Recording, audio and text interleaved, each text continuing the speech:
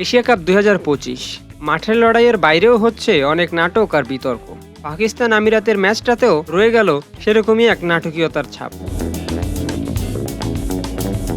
ভারতের বিপক্ষে ম্যাচে হাত না মেলানো বিতর্ক নিয়ে ক্ষুব্ধ ছিল পাকিস্তান।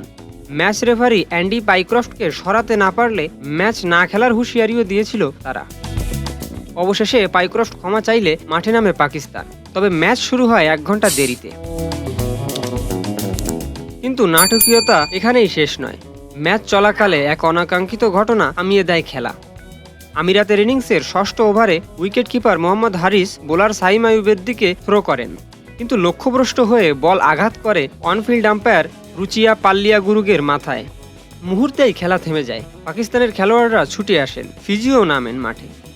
প্রাথমিক চিকিৎসার পর কনকাশন সতর্কতায় আম্পায়ার মাঠ ছাড়েন। তার জায়গায় দায়িত্ব নেন বাংলাদেশের Gazi Sohel.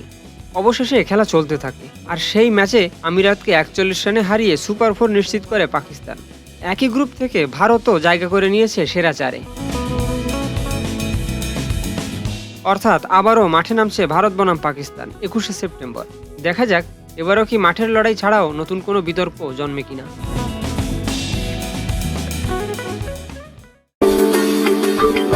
Subscribe for more videos.